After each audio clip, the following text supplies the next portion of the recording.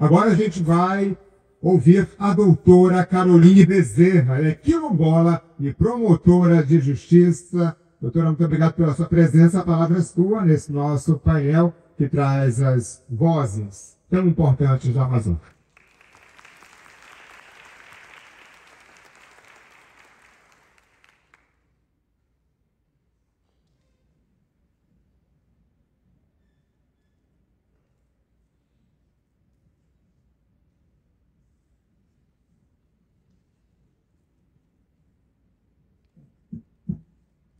Boa noite a todas, boa noite a todos. Em primeiro lugar, gostaria de agradecer a organização do evento pelo convite. É a primeira vez que eu participo do... Meu inglês não é bom. Diferente aqui do Ronaldo, que é poliglota.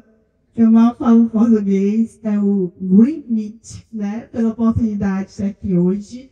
E especialmente por estar nessa mesa, né? Temos aqui uma extrativista, temos um indígena, temos aqui um ribeirinho. Estamos aqui a portas, né, desse evento da COP30, que é um evento da Confederação das Partes, para tratar sobre o clima, para tratar sobre a Amazônia. Mas e aí?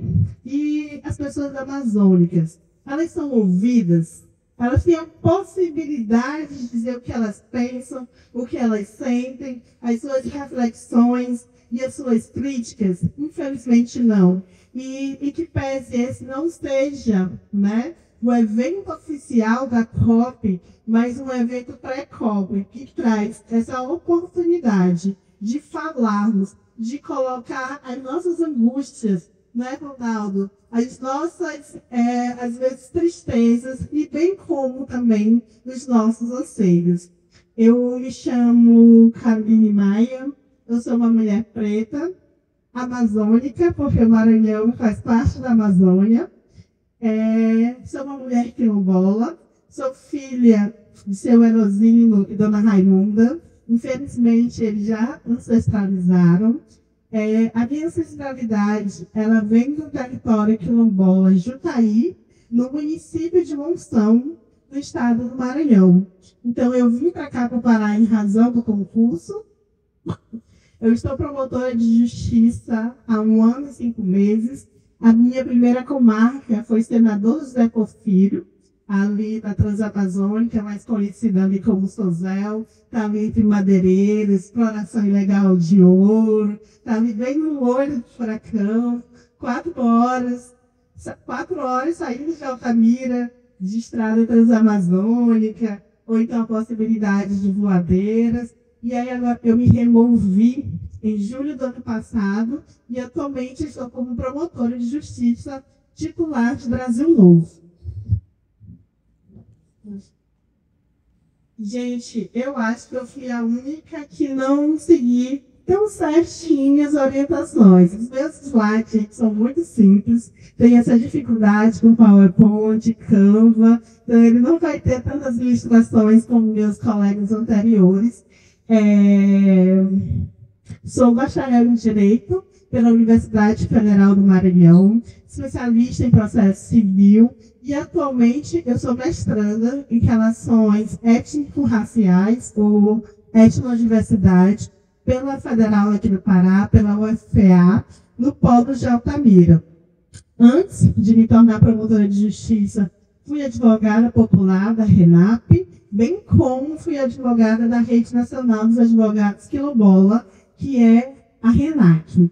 E aí, depois de ser advogada popular, ingressei no concurso público e estou promotora de justiça aqui no Ministério Público do Estado do Pará.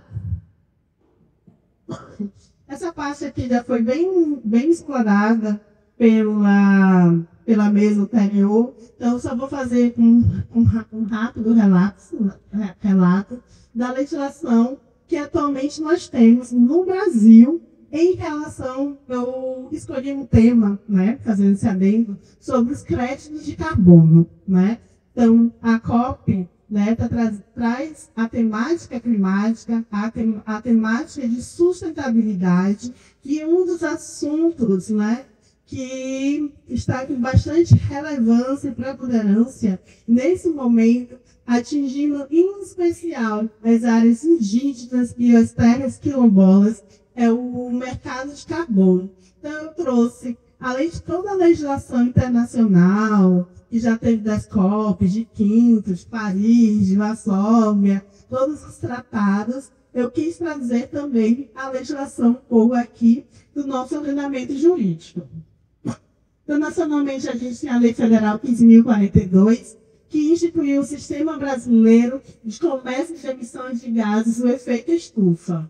Aqui nós temos uma lei específica, porque nós já temos o Código Florestal, também temos o Código de Resíduos, porém a gente não tinha uma lei que tratava especificamente do crédito de carbono, que a gente só tem a partir de 2024, que após tivemos a regulamentação por meio do decreto 4.151, também de 2024, que dispôs sobre a delegação de competência à Companhia de Ativos Ambientais e Participações do Pará.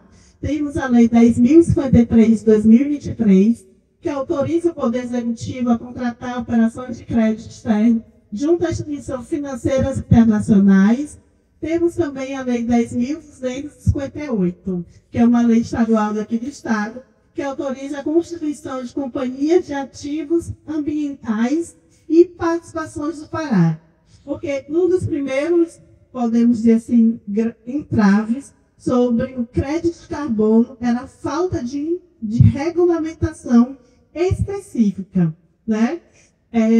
Como iam acontecer as tratativas, quais eram as disposições, quais eram as regulamentações, quais eram as proibições para acontecer esse comércio, né? Então, trazendo aqui a sardinha para o MP, dentro do Ministério Público, de uma forma mais ampla, né? Porque integra o Ministério Público Estadual, nós tivemos uma nota técnica em conjunto do Ministério Público do Pará e o MPF, que fala sobre limites e condições, né, para essa realização de projetos junto às comunidades tradicionais. Temos também uma recomendação conjunta do MPA com o MPF, que medidas para garantir a transparência, a consulta, o respeito dos direitos dos povos e comunidades tradicionais, e bem como, nesse ano, nós tivemos uma ação civil pública do Ministério Público Federal, no qual teve como objetivo anular um contrato internacional firmado entre o Estado do Governo do Pará e uma organização por conta de irregularidades na venda antecipada de carbono. Bom, e aí, quais são os principais entraves e dificuldades dentro desse contexto da venda do crédito de carbono? São as negociações sem autorização estatal, cláusulas abusivas e ilegais, ausência de consulta livre e pré-informada, falta de repartição justa de benefícios, opacidades e risco de grilagem em terras públicas. Eu vou explicar melhor nos próximos casos que eu vou trazer aqui. Bom, gente, eu escolhi, né, alguns casos, digamos assim, mais emblemáticos sobre o crédito de carbono. Trouxe o caso do povo Temé, né, uma comunidade indígena, onde foi feito esse contrato, onde ali foi prometido que ia ter mais ou menos R$1 milhão por ano, onde a comunidade indígena ela seria proprietária de mais ou menos a porcentagem de 85%, né, de todo aquele valor que fosse vendido no crédito de carbono. O que aconteceu? Infelizmente,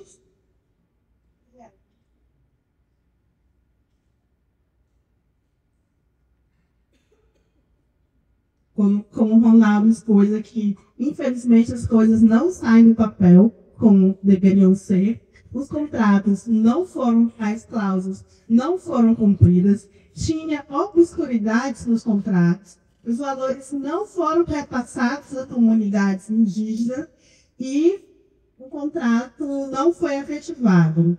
Também tivemos o projeto Surumi.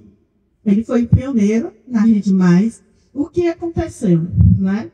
Aconteceu que enfrentaram diversas invasões. Por quê? Porque a terra ainda ela não era demarcada. A terra ainda não tinha títulos. Ou seja, tiveram várias invasões de fazendeiro, tiveram a questão da grilagem, tiveram a questão também dos conflitos internos. Infelizmente, isso também acontece, né? Vem as grandes empresas, vem as grandes reuniões, e aí algumas pessoas representando a comunidade, sem a comunidade ter a ciência, elas assinam contratos, não repassam à comunidade todos os deveres, todas as garantias, todos os direitos.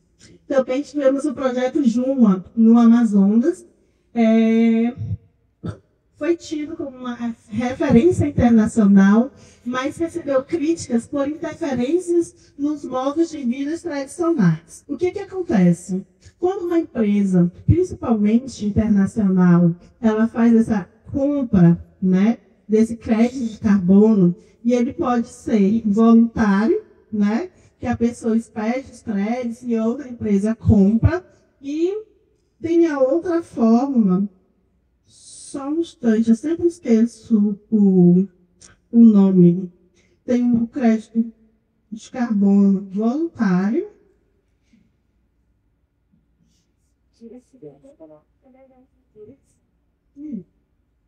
Depois eu retorno. Tem o crédito voluntário. E o que acontece? Quando uma empresa ela compra esse crédito, ela não vai estar comprando tão somente a gestão do carbono. O que é isso, né? Uma empresa ela tá emitindo seus gases e aí ela compra essa recompensa em outro local. Mas quando ela compra para que aquela comunidade quilombola ou indígena ela mantenha ali a sua floresta, não apenas em pé, mas viva, ela não está comprando tão somente a gestão da floresta. Ela está comprando também a gestão territorial. E nesses casos aqui, veio a proibição geral de alguns tipos de queimadas. Inclusive, o nosso Código Florestal, nas reservas sustentáveis, ela permite aquela queimada. Tão somente que os indígenas fazem, os quilombolas, mas não com o objetivo de desmatamento. E nessas cláusulas, nesse contexto, viam que existia esse tipo de cláusulas.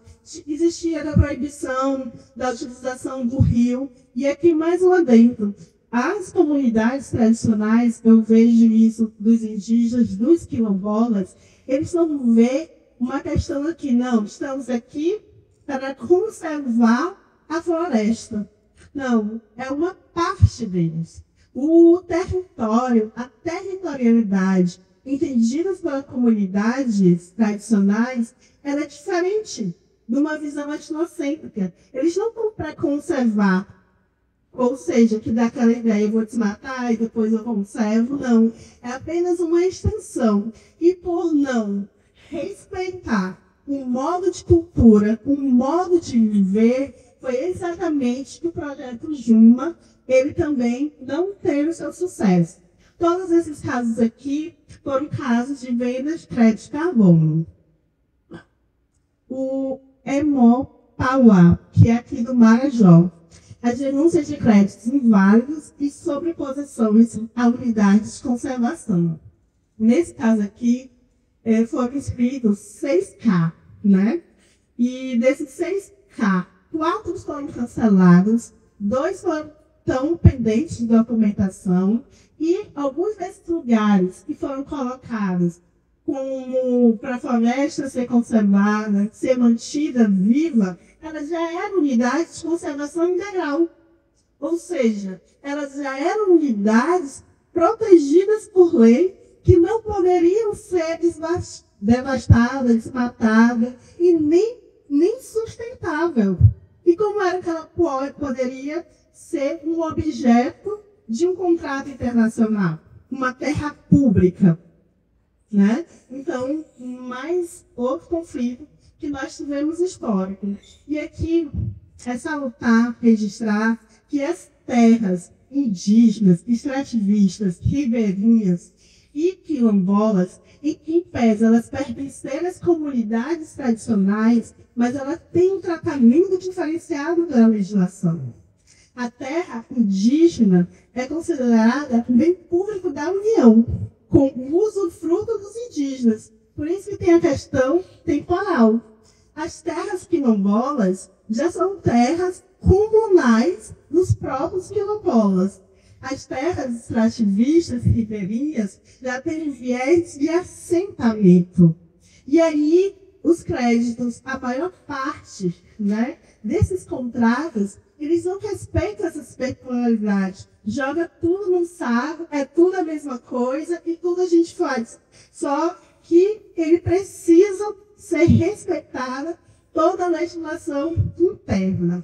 E aqui, eu acho que é no próximo. Certo. E aqui, algumas reflexões críticas que eu trouxe, né? O risco de desterritorialização e violação cultural. O que é isso? É você ter que sair da sua própria terra, né? Em razão de motivos externos.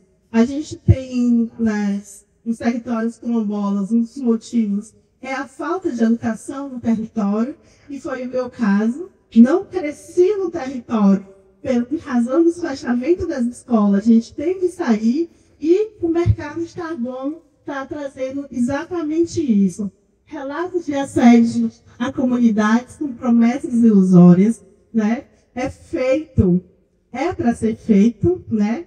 A consulta prévia livre e informada, né? Que ela é oriunda da OIT 169, onde diz que tudo que acontece conosco nas comunidades tradicionais deve ser previamente instruído. E aqui não é somente algo para você ver. Olha, a gente chegou no dia, vamos fazer um contrato, vai ser dessa forma. Não.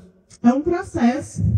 É um processo de conhecimento, é um processo de troca de ideias. Não é um contrato de adesão que chega, está aqui as cláusulas e você precisa assinar. Então, a questão da consulta livre e prévia, infelizmente, ela não está sendo obedecida.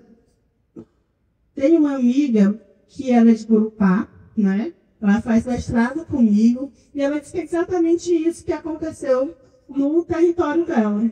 Chegaram as tratativas, começou em 2019, chegaram falando, olha, vocês vão ganhar muito dinheiro, nós vamos trazer escolas, nós vamos construir postos de saúde, e até o momento ainda não foi implantado. E eles disseram que ainda não receberam valores nos créditos de carbono. Qual é o grande problema? As cláusulas no contrato, elas não estão explícitas. Então, há necessidade do direito de informação, de tirar as letras minúsculas.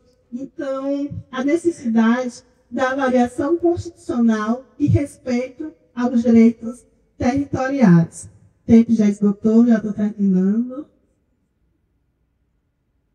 Então, garantir direitos humanos, assegurar repartição justa dos benefícios. Muitas vezes, os benefícios elas ficam maiores, não somente para as grandes empresas. Promover transparência e controle social, prevenir abusos e violações. E aqui eu trouxe qual seria o papel do Ministério Público, né? A fiscalização da legalidade dos contratos, das defesas dos direitos das comunidades tradicionais, se houver necessidade de ajustamento de ação civil pública para nulidade, sobre o tratamento dos contratos, implementações das diretrizes, articulações com órgãos ambientais e sociedade civil. Aí, respeitar a consulta prévia livre, informada, necessidade de regulamentação emergente do mercado, apoio a projetos sustentáveis e comunitários com protagonismo local. E o mercado de carbono, ele é legítimo, ele pode ser legítimo. né? Porque o progresso, ele precisa ser sustentável. E ele é sustentável quando ele respeita os direitos e garantias de todas as pessoas, em especial os que são ali diretamente atingidos, que na maioria dos casos são as comunidades tradicionais. Então, a necessidade da justiça ambiental, proteção dos territórios, fortalecimento das comunidades tradicionais. E aqui eu encerro com: nós somos o começo, o meio e o começo. Existiremos sempre, sorrindo nas tristezas, para festejar a vida das alegrias. Nossas trajetórias nos movem, nossas ancestralidades no guia do mestre bispo que ancestralizou ano passado. Muito obrigada.